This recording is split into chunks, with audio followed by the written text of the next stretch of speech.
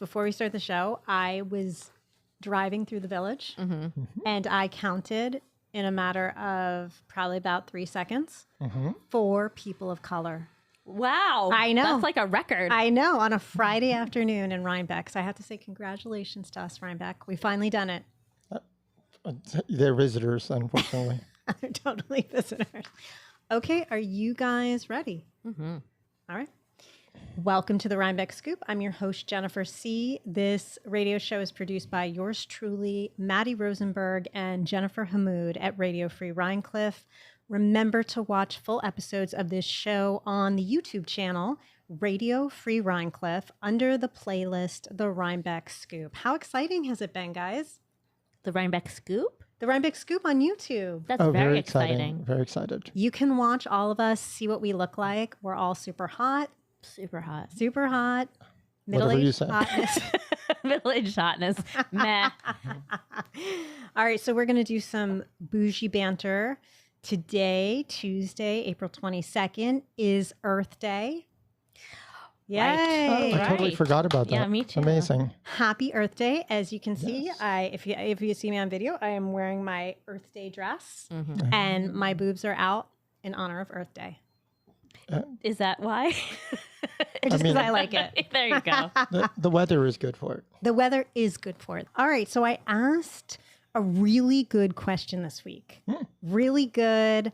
I think it was a good reel. It didn't do as well as I thought it was going to do. It kind of disappointed me a little bit. I think the timing wasn't good. I usually put them up Wednesday morning.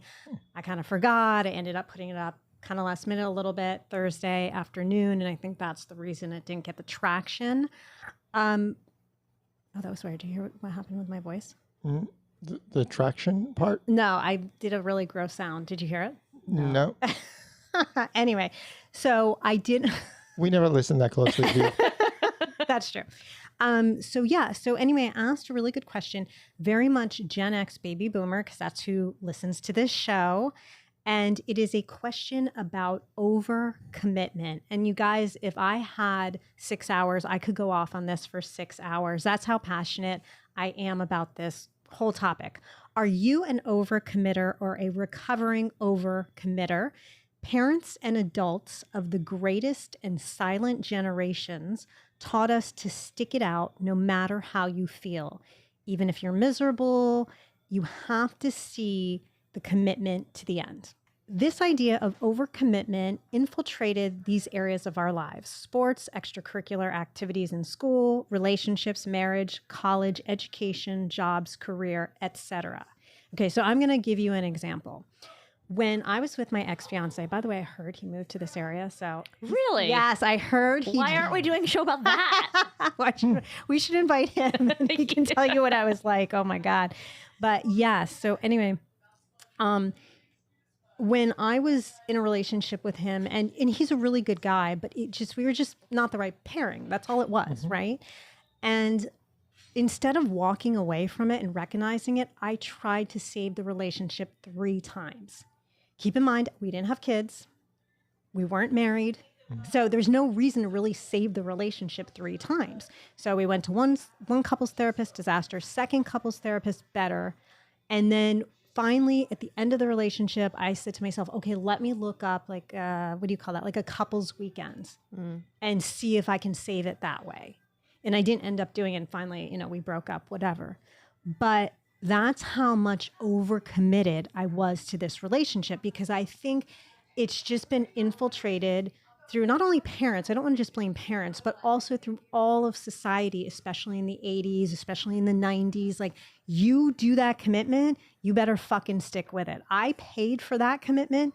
You better fucking stick with that T-ball team or that whatever. So I'm very fascinated by this whole thing. So Matty, Jen, what do you think?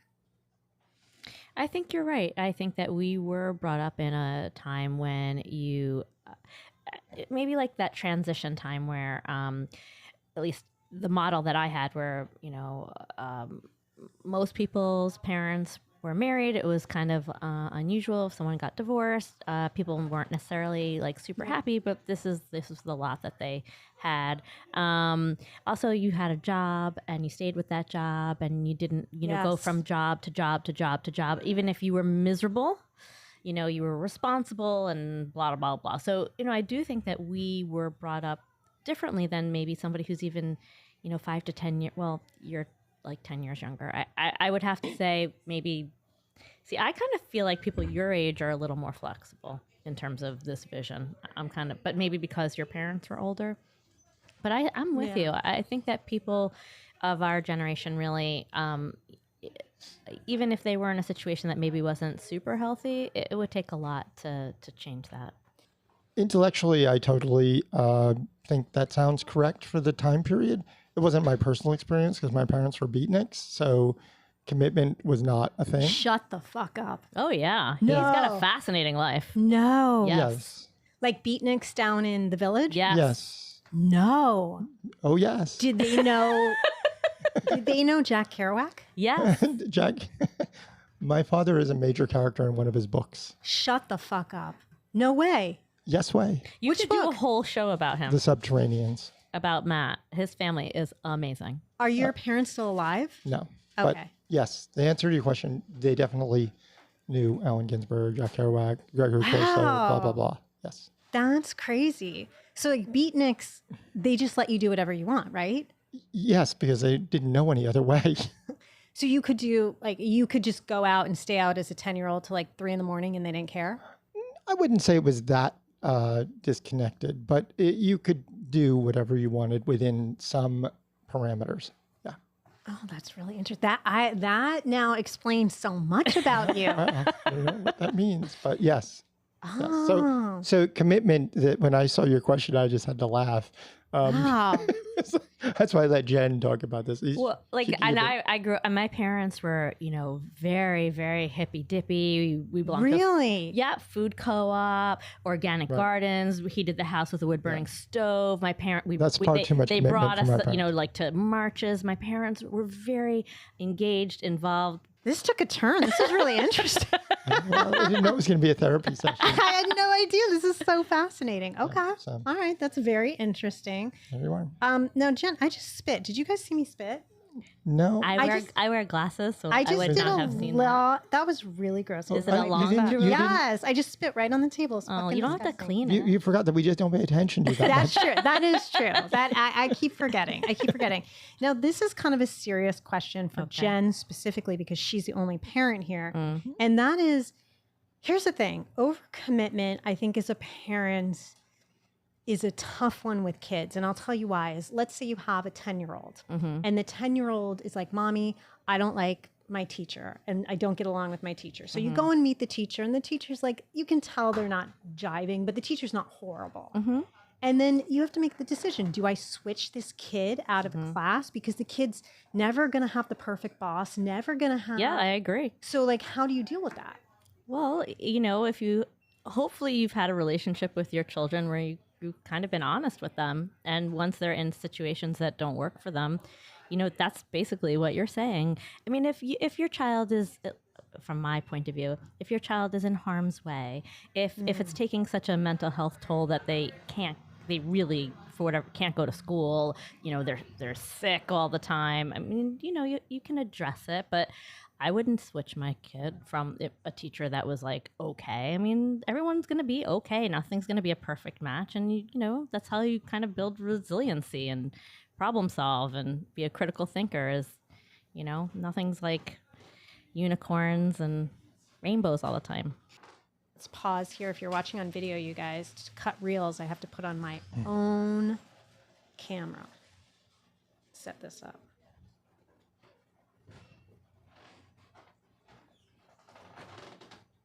I'm slouching. Am I slouching?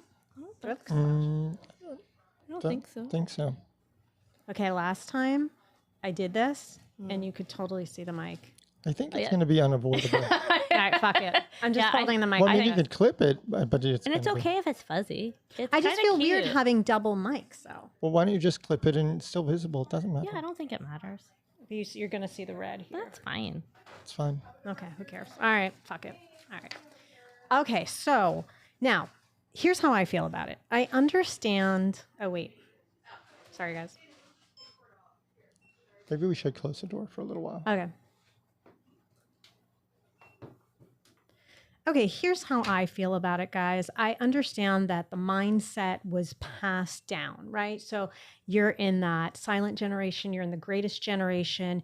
You come here from wherever, off a boat, through Ellis Island, and you had to feed your family. You know what I mean? That's how it was. Or, you escaped the Holocaust and your parents opened a shoe store and you hated retail. Well, guess what? You had to do it. And I think that's where the mindset comes from, is their parents just had to take one for the team all the time. They had to see that commitment through. And even if that meant you hated what you were doing for 40 years, if that meant you had to feed your 6 children that way, that's how it was. And I think that pervaded through our generation. But here's the problem: is society changed drastically from the early 1900s to the 1980s. And to me, the mindset still stuck with a lot of people. And I think this is where the problem is. So for me, I feel like, yeah, there was a lot of problems with overcommitment for me. I mean, in every area of my life, you can say job, career. I was in publishing for 10 years. I was doing the whole publishing house thing. It was not for me. I have way too much of a personality to sit there and edit textbooks all day. It was just, and I was like, no, I have to do this. I have to get my gold star. I have to stay here for 20 years. I have to stay here for 40 years. That was ingrained in me. Same thing with sports. So exactly what you're saying, Jen. I had a sport that I needed to get out of my life because it was an abusive coach. And I just stuck there and stuck there and stuck there for years because I was just like, no, I have to see this through. I have to graduate and be a senior and still be playing this sport, which luckily I was smart enough to change. But the whole thing is like, it's really pervaded my life. And a good example here is, this is a good example is, so when we were young, again, if you were raised in a beatnik family, I guess not, but when we were young, True. for the normal people, they know that when you transferred colleges, so let's say you went to college your freshman year, right? Mm-hmm. And let's say your friend didn't like it and they transferred to another college. That was considered a failure for so many people. Mm-hmm. Like you were looked at as a failure by society, by your parents, mm-hmm. but you felt like a failure. So this young woman I knew who I was friends with, she decided to transfer out of my college because she just didn't fit in. Mm-hmm. And she went to UC San Diego and had the best time. And good on her for doing that in 1996 or whatever. Mm-hmm. But she was thought of by everyone as a failure. Mm-hmm. So let's fast forward. So someone I know, their son who's in college now, he transferred out his freshman year. Mm-hmm. And now he's in a college he loves. Mm-hmm. And I said to the father, I said, that you should be really proud of your son for doing that because that takes a lot of bravery and that's amazing. And he said to me, Jennifer, this is normal nowadays. Mm-hmm. Yes. He said, it's not like our generation. He said, you're not a failure. You're not a loser. You're not anything. These kids are just smart enough to realize it's not working. I made the wrong choice. Did you give another compliment to Gen Z? Yes. Now? Oh, yes, I guess I did. Holy shit. just want to make a note of it. Yeah, no, but they're smart enough and strong enough to say it's not working for me and I'm going to change paths. And no one cares nowadays. I was shocked by this. Listener responses. We got a few listener responses, a comment and a couple DMs. Number 1, I was an overcommitter in college sports. I stayed on teams that I should have quit for years. It was a good lesson. Me too. Number 2, overcommitment is a tough issue. There's a fine line between not knowing when to quit something and not having resilience. I taught my kids that if you feel in your gut it's not working, quit right then and there. If it's a matter of other people who are counting on you and you're okay sticking it out for a few more months, there's nothing wrong with that. It's a personal decision. And I thought that was really interesting. I want to give an example here in RBK, and I can't say where it is, but when I came here, I volunteered at a certain place, and it was a really, really good experience. Then about a couple years into it, I was informed that the person who was in charge of all the volunteers was treated in a really bad misogynistic way. It actually took me by surprise of what happened and how it happened. And then the people who came into what's not in charge now, who are in power now, were the people that did this to her. And so I said to myself, well, I can either stay and help them with the transition or not. And I just chose not to go back because I was like, I don't believe in how this woman was treated. And that was, a good lesson for me where I was like, nope, not going back. Don't need to email anyone. Don't need to say anything. Just take me off the list, not going back. And it worked out fine. Okay, number 3, I'm a baby boomer whose parents drilled into my head, you have to see it through no matter what. I stayed in a destructive marriage way too long because of it. Yes, it's an issue. Okay, this is my absolute, thank you guys for writing in. Sorry, before I say, these are all really good comments. This is my pet peeve of life. I cannot fucking stand when you meet people and they're in the older generations, not us, not baby boomers, but the older generations, and they say to you, I've been married for 55 years, and you kids today, you don't know what it takes to work in a marriage. I want to meet your wife, because it's always a sexist male who says that. Always. It's always a dude who says that. I've never had a woman say that to me. And I want to see how you treat your wife, and I want to see what your wife's therapist has to say. Because it's I guarantee you it's some type of abuse, right? It's some type of gaslighting, narcissism, some type of mental, emotional abuse. I know so many marriages where it was so fucking toxic, but they were going to brag until they made it into that mausoleum drawer that they were married for 53 years. You know what I mean? And that shit really pisses me off when they look at us and start to lecture us on it. I'm like, no, we're the generation that's smart enough that said, you know what? We don't have to stay in this shit for the rest of our lives and be married for the rest of our lives. And one of the last things I remember my mom said to me was we were talking about something, and she looks at me and she goes, Jennifer, marriage does not mean happiness. Mm-hmm. She was like, I don't understand your generation. You do not have to be happy in a marriage. I mean, I don't know if that, if that says it all. But I think these silent and greatest generations, I really think that's what they thought. I don't think it's unique to that one issue. Generations always lecture the generation below and say they're... Not me.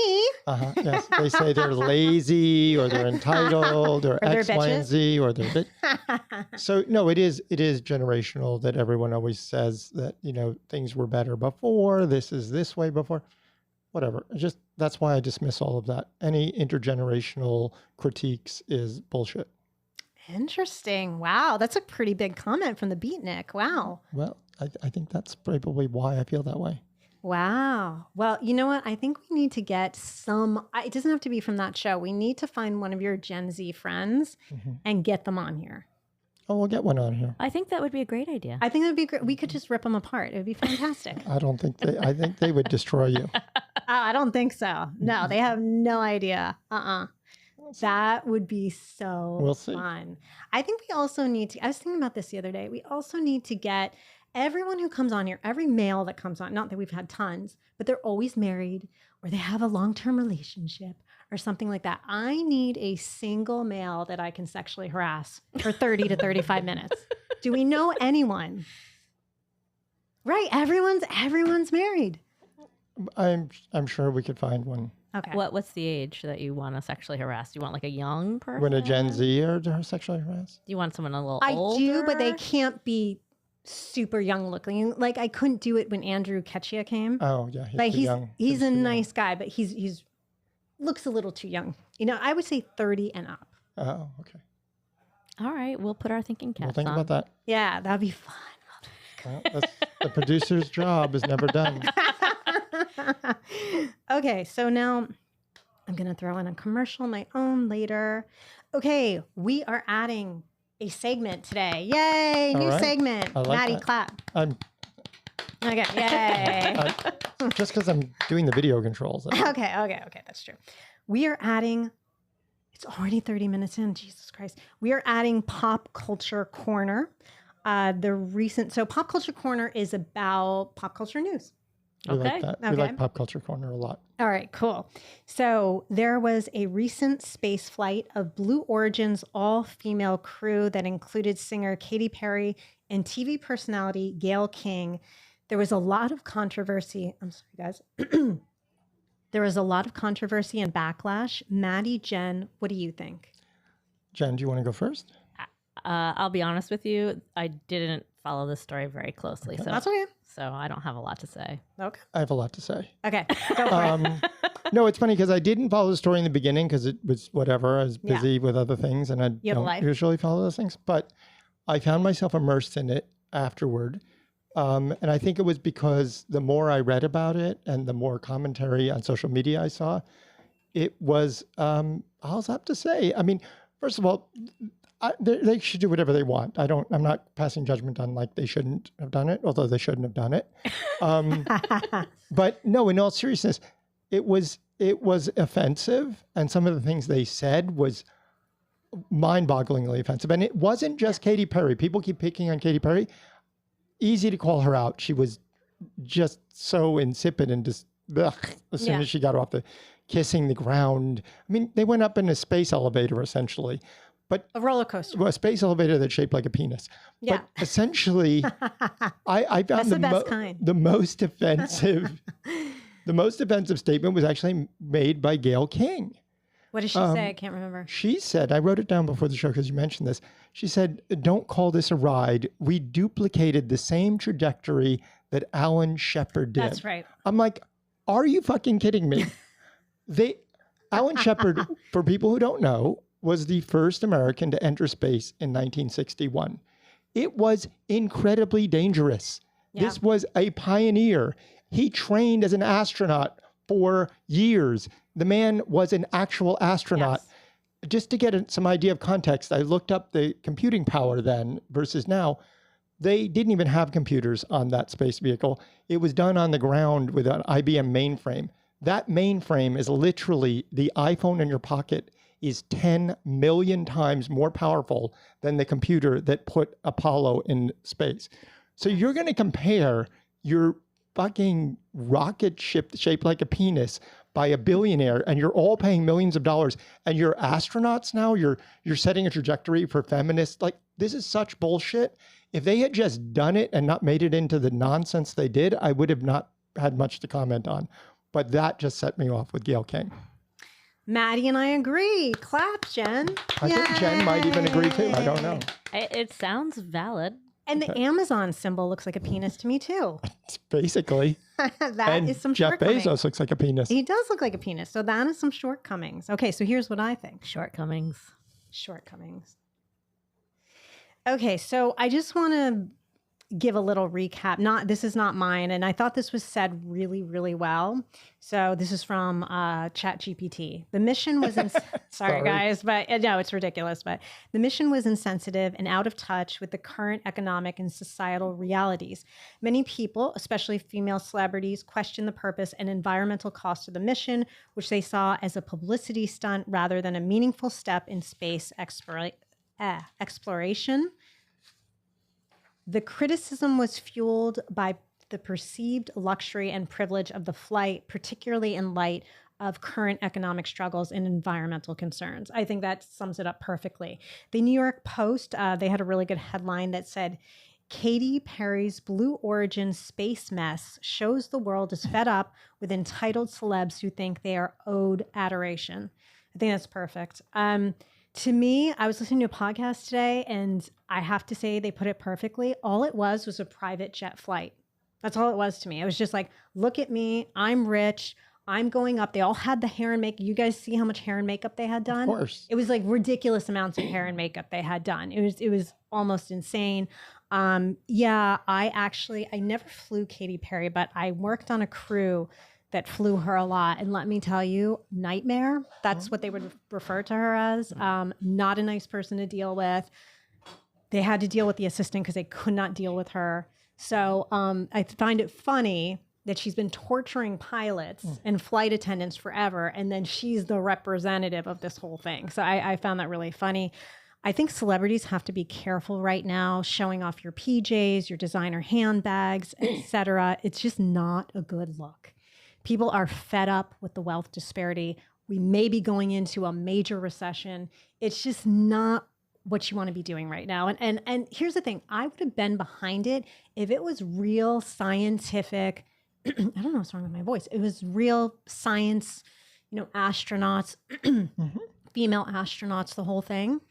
I would have been 100% behind it, but it was like bullshit. It was just disguised as, right? Like that's how it's bullshit. To your point, I didn't get to the other part, which was offensive, which is the wealth disparity is so emphasized here. But, had this been, by example, let's say Jeff Bezos had, instead of wanting a publicity stunt with is it his wife yet? They're not married yet, right? They're not married. They're going to have no, they're about to have a $250 million wedding. I forgot about that. Sounds about right. Literally, I'm not making that up. No, I'm sure. So, but imagine the same scenario where he flew 5 female high school science teachers. Right. We wouldn't be having this conversation. No, not at all. No. And that or anything where it represented anything other than what we saw, which was I agree. a bunch of people worth millions, if not billions, flying in a giant penis. What else? I guess I didn't look at this closely. I appreciate giant penises. So, yeah, but you don't want to fly inside one. that is true. That is true. Okay. You all right. only think that. Well, if they want to give me a free flight, I'll be happy to go out. But I'm not going to get on the ground and tell you I'm an astronaut. Yeah, it was just, So it was all a bad look. And I think we covered that. Now, I want to get to something interesting. That wasn't interesting? No, I'm sorry. I want to get to something interesting that no one has covered yet. I love it. So I'm going to be the first one to cover. Okay. Johnny Depp, you remember who he is? Mm-hmm. Okay. So he began filming his comeback movie. It's called Day Drinker, very appropriate name. And it's a major Lionsgate film. It's filming in Spain. Does anyone care? Are you asking us personally or just the world? Do you care? Does the world care? I don't care. I'm not one who's going to care about this. I'm sure there's somebody who cares. I'm sure there is, but you guys don't care. I couldn't care less. Okay, so I just want to say I don't give a fuck, but I have to give a moratorium to how hot Johnny Depp used to be. Like, He was hot. No, he was fucking smoking hot back in the day. When you think about the 90s, think about 21 Jump Street. Yeah. Think about Pirates of the Caribbean in the beginning. He was so hot. Now, I'm fine with dissecting a man's body because it's done to women all the time. His body was never great, never. But his face, oh my God, like him and Michelle Pfeiffer back in the day, they were like the two Helens of Troy to me. Like, they were just so beautiful. I think Halle Berry too, but Halle Berry's still really beautiful. So it's like she's getting even more beautiful, which is so gross. I hate her. But anyway, the whole thing is... Yes, I don't know why I brought this up. I just thought you'd be interested. I did like Edward Scissorhands. I liked Blow, the cocaine one. I was the only person. I was the only person who liked Blow, and I liked. Never saw it. I never saw it either. And I liked. I liked the first Pirates of the Caribbean. That wasn't bad. I never saw that never either. saw Okay, you never saw that. No. And I liked 21 Jump Street. Well, 21 Jump Street. I watched that as a child. I never saw it, but I saw the movie version. Okay. Yeah. Everyone in the U.S. likes a comeback. I really think like this country likes a good comeback. That's true. Now, if you've gone too far, like some people we're not going to mention, no one gives a shit about you anymore. But most people, we're talking more like acting and stuff. We like a good comeback, right? I don't think Mel Gibson's going to have a real comeback. That's what I mean. Like someone like that who's gone too far, fuck them, like that thing. But someone like Johnny Depp, who, depending on what you think of him, right? So, but I think he's making a mistake. I think that he shouldn't be doing a movie. I think he should be doing a TV show and something really unexpected, like something where he's a suburban dad or he's doing comedy or something like that. I think that would get him back on track because he's good enough as an actor. That's like Brad Pitt, right? Like everyone's like, oh, Brad Pitt, he was so hot back in the day. He's still hot. Okay. So yeah, I think physically he's still hot, but then you hear about everything that happened on the private jet and the drinking problems and the his kids don't even want to take his name and like the stuff like that. There's all that kind of stuff. And then he comes out with like Moneyball, which was a while ago. And you're like, oh, fuck, this guy can still act and direct and produce and shit like that. What's the other one? Once Upon a Time in Hollywood. That was very good. Right, Both those movies were good. He's talented. So that's what I'm saying. Both these people are actually talented enough to make a comeback. Sure. So anyway, all right. Sure. So how do we like Pop Culture Corner? I like pop culture corner. I'll do it. Especially I'll when do you give us a another heads shot. up ahead of time. Okay, cool. I think I definitely do want to delve into, again, Baldoni Lively, because it's so good. Okay. Are you, because you didn't seem to want to do it last time. Do you mean for the next show, or do you mean? Yeah. Sure. But you don't like this topic? Any topic, it's your show. You always know that it's your show. Whatever topic you want. Every show he says that. Jen, how do you feel about you don't know about it? No. You don't follow it. I mean, I know there's some conflict, but I don't know exactly what it is. my favorite You know, thing the in the thing world. is, I only have so much room in the brain. I think, there's a lot of pop culture. I think you should do a show on Luigi Mangione. Okay, I have something to tell you about Luigi Mangione. Was he a friend I of worked, yours? no, he's not a friend of mine, but I worked, and I still kind of work because I do sessions once in a while with this. She's kind of like the celebrity energy coach, and he hired her. So I have 1 degree of separation, and it's now out that he hired her. So same, isn't that interesting? Okay. Anyway, let's move on. Sour of the moment. I can't drink caffeinated coffee. It makes me crazy. And What? I can't do it. It makes me so sad. I know. It makes me nuts. And Craig brought me home a latte today. And I was like, you're sure it's decaf? And he's like, it says on there decaf. Guess what? It wasn't decaf. It wasn't his fault. It wasn't his fault, but I'm completely hyper. And I'm going to now be sick for 24 hours because of it. But the hyper part's good for the show. It is good for the show. So in the suite of the moment, in the village, we've added AI school buses with cameras to catch violators from passing school buses who are stopped, which I think is great. Do you guys know what I mean? I didn't know about this specifically, but I know what you're talking about. Like if you're a school bus and you're stopped and that sign is out, they're trying to catch people who just fly by. Okay. Yeah. So I think that's actually a good thing. And I is. just want to say you're an asshole if you fly by when a I mean, when a it's school bus obvious. is- It's like the most basic traffic law that you wouldn't want to go against. Yeah, absolutely. So anyway, Like how that's not a and positive. like how important are you that you just can't wait for a child to cross the street? For Some goodness people are sake? very important. Some people, I know. And I counted 4 people of color in the village today. So that's 2 sweets of the moment. All right. Okay. We are looking for sponsors for the Rhinebeck Scoop. If you're a local business who would like to inquire about sponsoring this show, reach out to Matty or Jen at comments@radiofreerhinecliff.org. We're waiting for the right person, right business to come in. They're going to come in soon. I'm feeling it. Okay. My little rhinos, remember to shop here at the Epicurean for all your upscale grocery and gift giving needs. And you guys, all these things are coming up. Like today is, what's today? April Earth Day. 18th. Oh, yeah. Well, we're recording on April 18th. So I'm going to buy stuff for Easter here today. Oh, So, because I have a little Easter lunch to go to. So I'm going to buy a couple of things here today.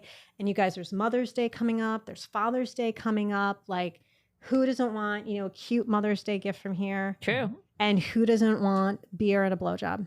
Right? Right, Matty? Whatever. It's your show, whatever you say. Okay. So you can leave me a voicemail at 845-307-7446. Come on, guys. Leave me a voicemail. I miss my voicemail. You need more voicemails. I know. I want a drunken voicemail. But maybe you need to give a little promo for your next show so that they know what they could leave a voicemail about. Leave me a voicemail. Okay, let me think about the next show. Leave me a voicemail if you have any opinions on Justin Baldoni and Blake Lively. That whole controversy. I think that would be good, right? Sure. Or you can email me at comments@radiofreerhinecliff.org. And this is really important, guys. Follow me at Free Spirit Jennifer C. And that way you can see all the fun and meaningful middle-aged content I have. The next episode will drop Tuesday, May 6th. Until then, enjoy the actual start of spring. Love you, RBK. Hey, we're done.